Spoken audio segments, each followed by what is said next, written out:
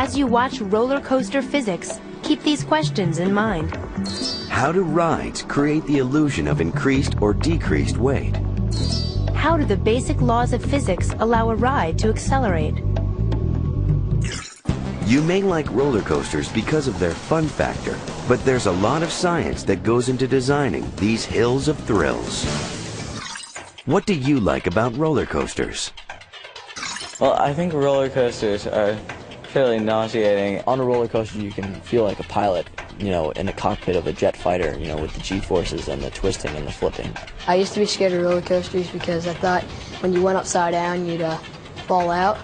But now I know with the centrifugal force and with the guarding rails and stuff, it's pretty safe. When I was on a roller coaster, I dropped a penny and I saw it floating in front of my face because it was dropping as rapidly as I was. You notice that everybody else is really, really afraid. And like for me, I'm not afraid. I'm just really happy and excited that I'm on it. I especially like the stomach drop after going over a huge hill. You get the adrenaline pumping, you get butterflies in your stomach, and then you do it and you're not nervous anymore.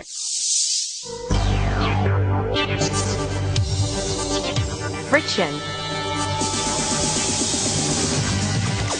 Potential energy. Gravity. Acceleration. Prepare to be glued to your seats for a short lesson in applied physics.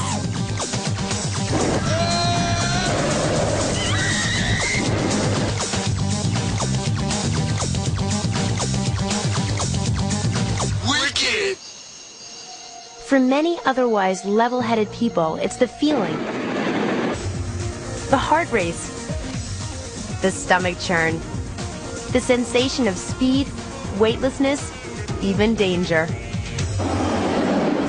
Chills, thrills, and thrills are what roller coasters are all about.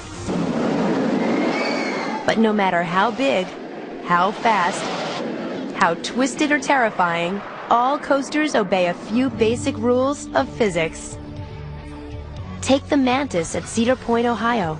The tallest, the fastest, the scariest stand-up coaster in the world. The first drop is 42 meters. The first loop is a 36-meter vertical. A 31-meter dive, and then a 360-degree bank turn. Before you're done, you hit another loop 25 meters across, angled at a stomach-wrenching 45 degrees, and go headlong into a high-velocity corkscrew.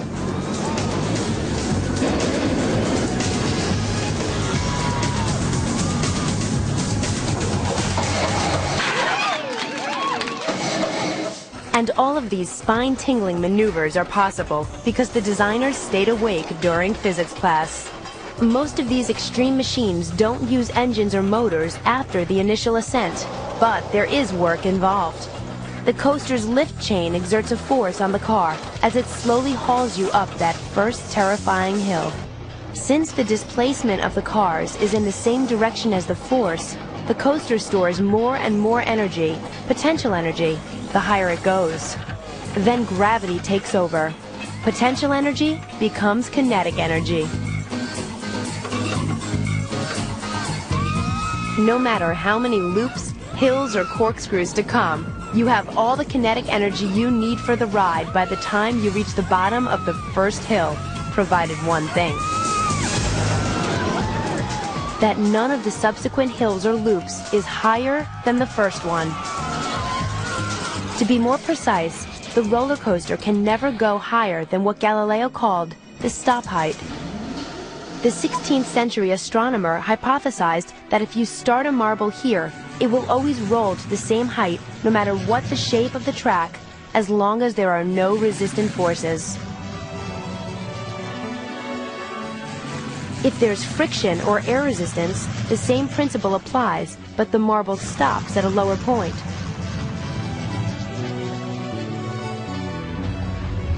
If roller coaster engineers didn't obey this principle, these thrill rides would be a real snooze.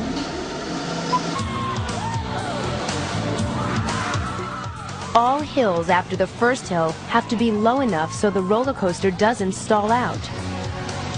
And loops can't go higher than the stop height, or the coaster won't have enough energy to make it all the way around. So all these construction details aside, why does plunging over a hill or speeding along a track give us such a thrill? Dr. Edward Beckman of the Navy's Aviation Medical Acceleration Lab at Johnsville, Pennsylvania, looks like some man from outer space. A giant centrifuge that makes a Coney Island spin seem like child's play. Forces many times those of gravity are exerted. The secret lies in the inertial effects, popularly known as G-forces. That gives people the sensation of increased or decreased weight. Newton's first law of motion says that objects such as you in your roller coaster seat move in a straight line at a constant velocity unless acted upon by an outside unbalanced force. When the roller coaster goes around corners, your seat provides an unbalanced force, accelerating you around the corner. Your seat pushes against your body as your inertia tries to keep going around the corner. At this time, you feel momentarily heavier. You're experiencing positive G's. The G-forces that you suffer on a ride like this go up to about 4G positive and about half a G negative.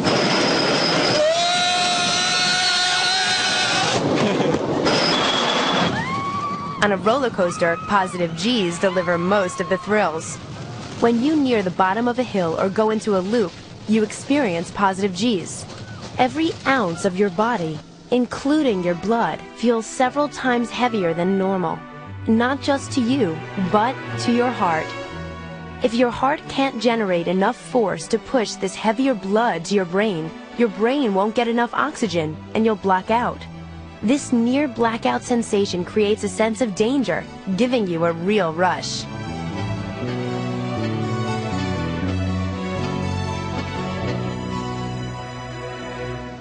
The opposite of positive G's is, you guessed it, negative G's. When you approach the top of a hill and the car slows down, inertia would send you flying out into the sky if you weren't buckled to your seat. As your inertia attempts to carry you up and out, there is less pressure between your bottom and the seat. Your brain interprets this as less weight, and in some cases as weightlessness, also known as negative G's. Suddenly, your blood is light for your heart to pump, almost too light. Too many negative G's can cause a readout. Too much blood rushes to the brain. Your blood vessels could even burst, a fatal result. That's definitely not the kind of head rush you're looking for. Lashed to the center post, the cameraman films dizzy doings as the more daring of the rotor riders defy centrifugal force, or try. The rotor ride is a snap, unless you're the squeamish sort. All roller coasters are designed to subject you to as much positive G-force as possible, because the body is much better at coping with it than negative G-force. 4 G's positive, though, meaning that your whole body weighs 4 times more than normal, is about the limit. The human body reacts very badly to large G-forces. At about 6G, then most people's noses will begin to bleed. At about 10G, a lot of passengers would actually pass out. At 14 G's, you'd probably die. That's helpful to remember if you hope to become an astronaut or a pilot. Just ask Sean Tucker.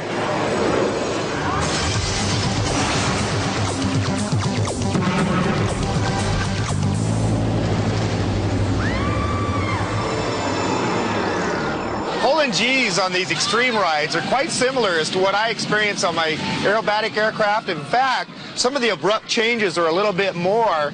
And if you're hooked on G's, this is a lot of fun. Like on a roller coaster ride, the aerobatics pilot experiences both positive and negative G's.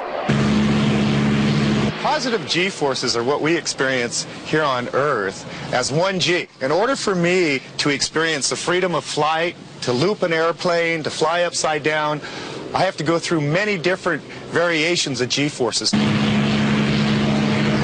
I'll experience sometimes 10 positive Gs, 10 times my body weight during an aerobatic maneuver. In order not to become unconscious or black out during high G-force, positive G-force maneuvers, I need to tighten up my neck muscles, tighten up my stomach muscles, my leg muscles, and my butt muscles, and really grunt to go through the high G-pull. And during my aerobatic routine, I'll experience 8 to 9 times my body weight. A negative G is something that when I'm flying upside down, the gravity wants to throw me outside of the cockpit. Just as you might experience on an extreme ride, I take the airplane and tumble it end over end through the sky in a big old corkscrew, and I'll dive back down towards the ground and pull up, get upside down, come back up in a great big huge old loopy maneuver and see the whole world, and we'll come back around again and corkscrew some more. G-forces in the air versus G-forces on the ground. Let's make a few comparisons. Let's do a loop. Here we go. Pull it up.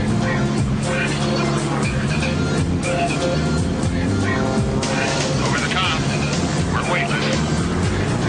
Floating, coming back around. Here comes the ground. Get ready to tighten up. Pulling G, and level. How about a corkscrew? Here we go.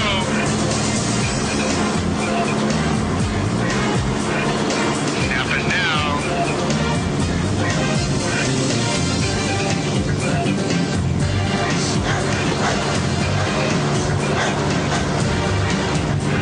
Look at that earth go around. And recover. We now go from cockpit to coaster. Batman. The ride at Six Flags Magic Mountain, California gets tested by an expert. Okay, here we go. Climbing way up into the sky. Well, we'll see if this ride is really like flying. And to start out with, it is, because we got to climb up to get our altitude so we can dive back down to get our airspeed to do an aerobatic maneuver. You know, I live for G's. Diving down. Yeah! I like it. Yeah! Whoa!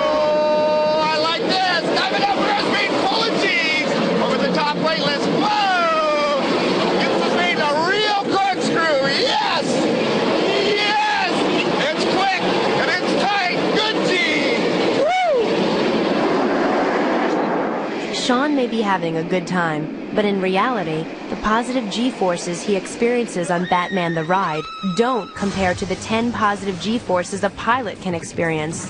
In fact, in the U.S., engineering standards forbid any coaster from subjecting riders to more than 3.5 positive Gs.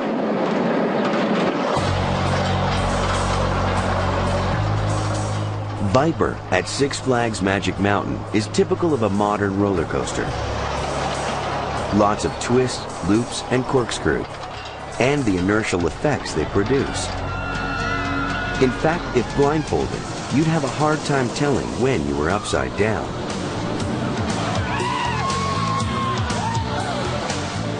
Believe it or not, all these loops and corkscrews are a kind of safety feature, making the ride barely bearable. They slow you down just enough to keep the G-forces extreme, but not dangerous. But extreme is what we want. The question is, why do we enjoy it so much?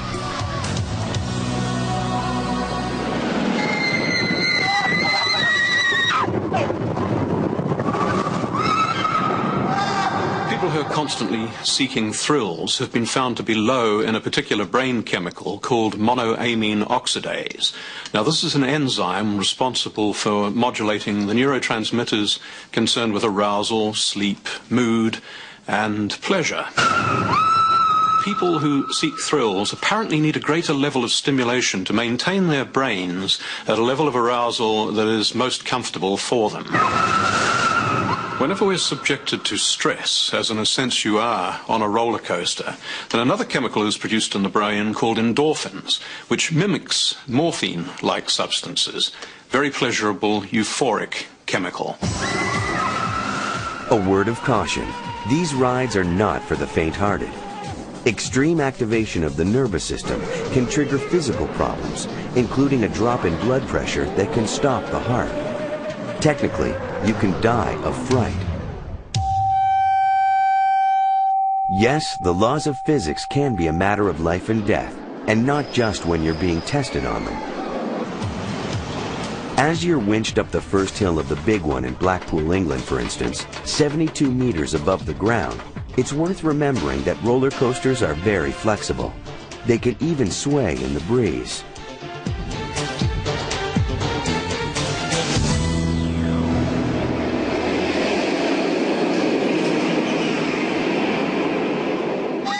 And with all the terrifying twists and turns, those positive and negative G-forces can cause some people to feel a bit worse for wear.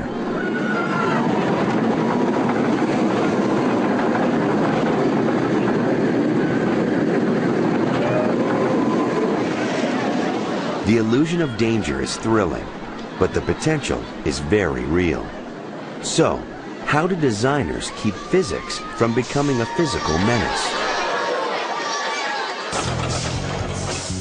For starters, there are 3 sets of wheels on every roller coaster, which combine to effectively clamp the train to the track.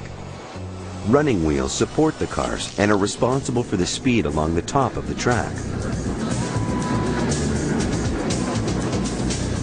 Upstop wheels are mounted beneath the track to prevent you from crashing to the ground when upside down or flying off when going over hills and loops.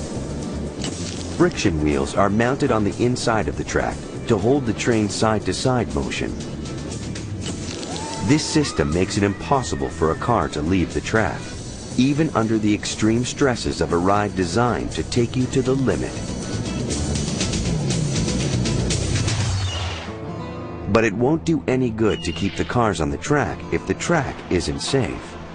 That's why each day at Cedar Point, Ohio, all rides are checked hours before the thrill seekers arrive.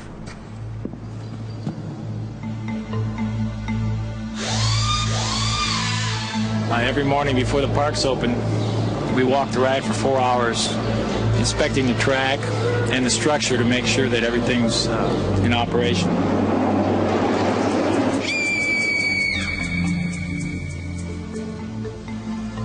It is a well-known law of physics that for every action, there is an opposite and equal reaction. Just as the car and rider are subjected to unbalanced forces as they accelerate through twists and turns and hills and valleys, reaction forces are experienced by the coaster. These forces eventually take their toll, causing rivets to pop, bolts to shear, welded joints to crack, and wear and tear on wheels and bearings.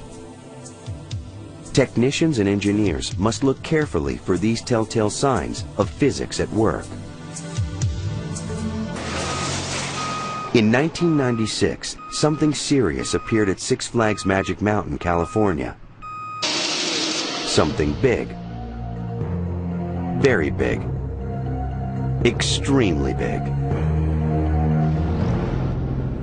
Superman the Escape is the world's tallest and fastest roller coaster. 100 miles an hour and 411 feet straight up. The builders of Superman the Escape decided that the old formula wasn't good enough. This is one coaster that doesn't coast.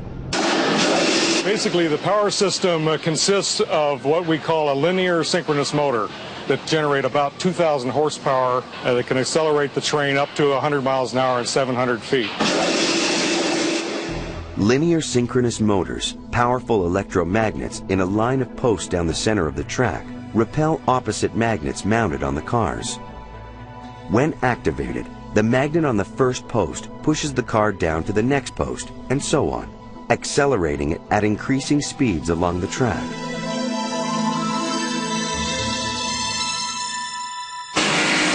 The magnet propulsion system also serves as the magnet braking system.